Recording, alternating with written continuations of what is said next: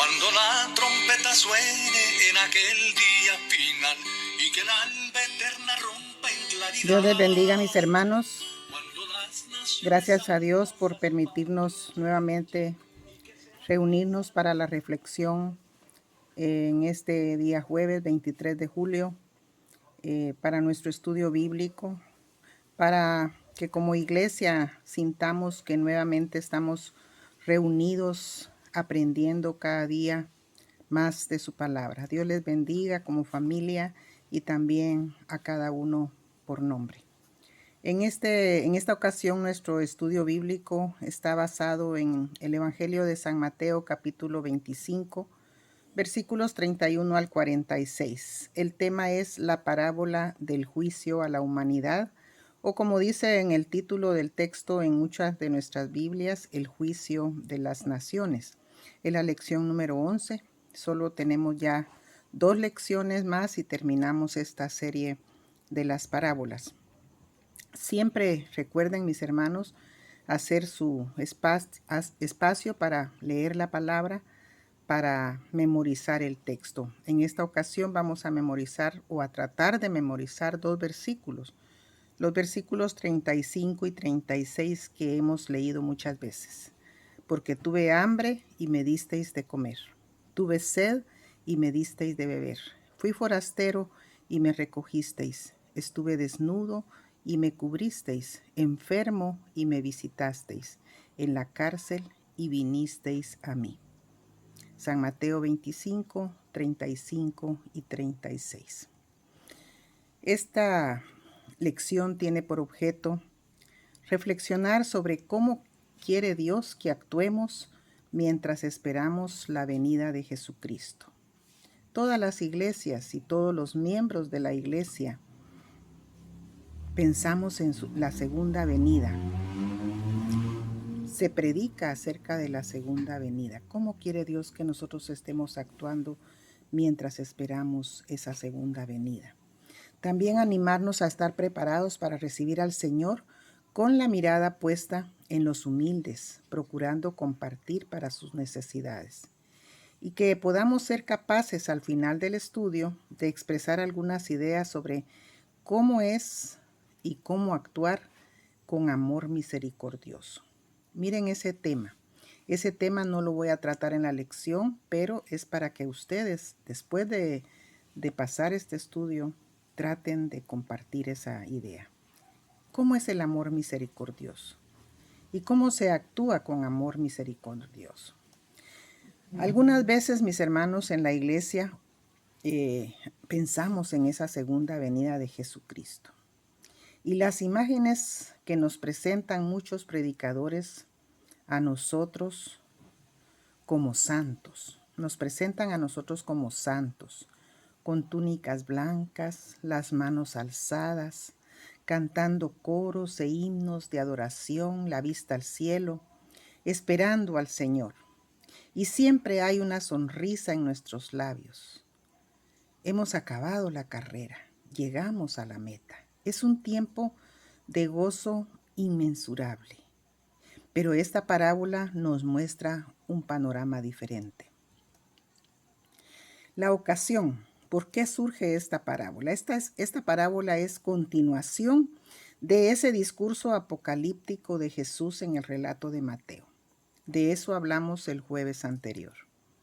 Son enseñanzas para que sus discípulos afronten en su momento ese tiempo de consumación del reino, el tiempo del fin. Como dice el título de nuestro texto en la Biblia, el juicio de las naciones.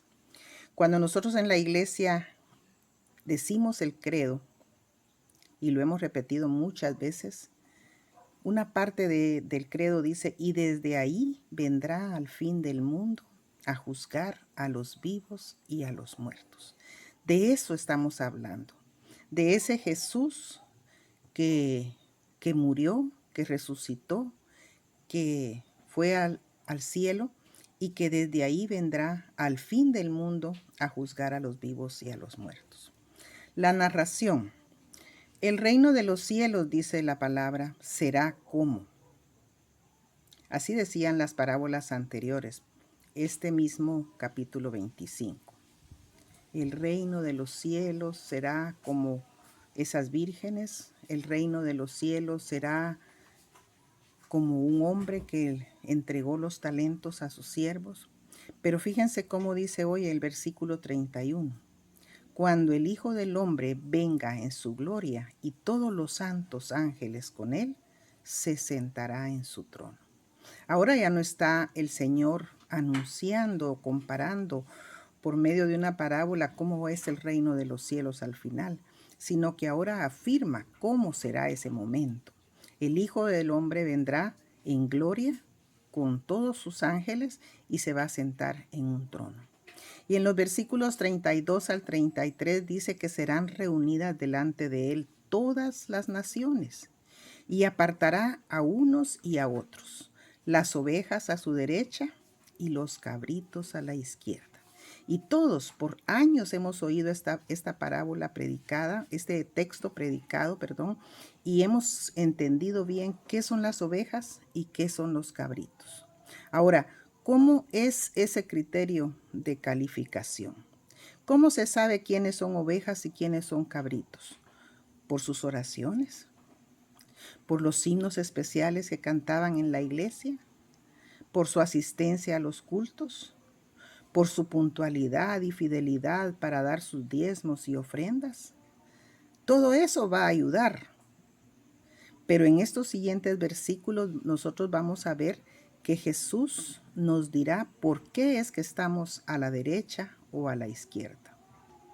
Porque alimentamos al hambriento, porque le dimos agua al sediento, porque hospedamos al forastero, porque vestimos al desnudo, porque visitamos al enfermo y al que estaba en la cárcel. En los versículos 34 en adelante dice, porque tuve hambre y me disteis de comer, tuve sed y me disteis de beber, estuve desnudo y me vestisteis, fui forastero y me recogisteis, estuve enfermo y me visitasteis, en la cárcel y vinisteis a mí. Entonces, hermanos, por favor, no quiero decir con esto que no hay que orar, que no importa si usted da sus diezmos o no los da, sus ofrendas. Todo eso es parte de nuestra vida como iglesia, pero no va a ser eso lo que va a determinar si usted es oveja o si es un cabrito. Va a ser la manera como usted ejerció ese amor misericordioso. De eso hablamos antes, el amor misericordioso. Y ese amor misericordioso se muestra cuando vemos a un hambriento y le compartimos algo de comer, o sediento y le compartimos el agua. La enseñanza espiritual que esta parábola nos deja es la siguiente. Jesús no dice que orar, alabarle, asistir a la iglesia, ser fieles diezmadores y ofrendantes es malo. Todo eso nos ayuda a estar cerca de Él y oír su voz. Estar en la iglesia nos permite oír su palabra y hacer su voluntad. Pero al Señor le interesa medir el resultado de todo ese ejercicio espiritual en la práctica. Porque en la iglesia escuchamos el sermón, leemos la palabra y decimos amén. Pero más allá de ese amén es ejercitar la palabra. Y la práctica se hace con los necesitados. Ellos están a la vista y Dios no quiere que los ignoremos. Yo creo que ninguno de nosotros podemos decir, pero aquí cerca de mi casa no hay ningún necesitado. Todos tienen dinero. Más de alguna necesidad hay y tal vez podemos ayudar. Debemos entender que no se trata de convertirnos tampoco en benefactores y olvidarnos de la iglesia, porque hay mucha gente que dice, yo no voy a ninguna iglesia, yo no creo en Dios, pero yo dedico una gran cantidad de mi dinero para ayudar.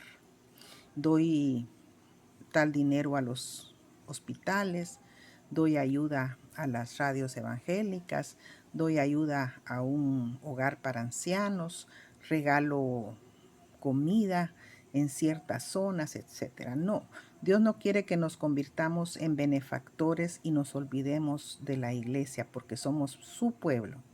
Es ir a la iglesia, oír la palabra y salir para ponerla en práctica. Un maestro nos diría ir de la teoría a la práctica. Eso nos diría un maestro o un teólogo.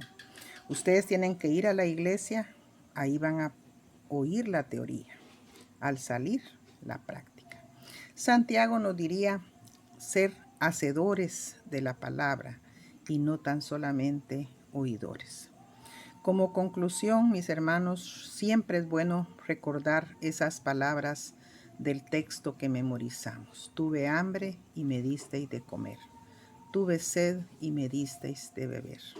Fui forastero y me recogisteis, etc. Y tomemos en cuenta que según la parábola, ni las ovejas ni los cabritos se recordaban de haber visto alguna vez a Jesús con hambre, con sed, desnudo, sin hogar, etc. Y ellos dicen, ¿cuándo te vimos hambriento? ¿Cuándo te vimos desnudo y te dimos vestido?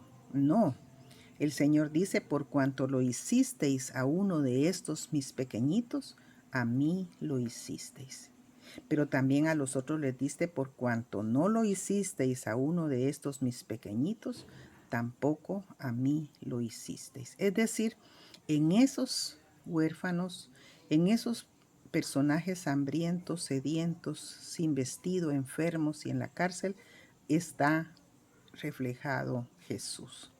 La conclusión, mis hermanos, es que Él a unos les dirá, venid, benditos de mi Padre, heredad del reino preparado para vosotros. Pero a los cabritos les dirá, apartaos de mí, malditos al fuego eterno. Ese es, en estas dos líneas está resumido el destino de aquella persona que pasa desapercibido este texto. Este texto es un texto muy, muy importante. Es el capítulo 25 de Mateo y ya en el 26 Jesús es entregado. Jesús es capturado y llevado ante las autoridades para ser enjuiciado, condenado y crucificado. Pero antes les está diciendo lo que tienen que hacer. Darle de comer al que tiene hambre, darle de beber al que tiene sed, vestir al que no tiene ropa, visitar al enfermo o al que está en la cárcel. Y entonces el resultado de hacer eso es venid, benditos de mi Padre, heredad del reino preparado para vosotros. Eso es lo que queremos todos. Ninguno de nosotros querrá un día oír, apartaos de mí, malditos al fuego eterno. Que Dios nos ayude, mis hermanos, para ser ovejas y no cabritos al final de los tiempos.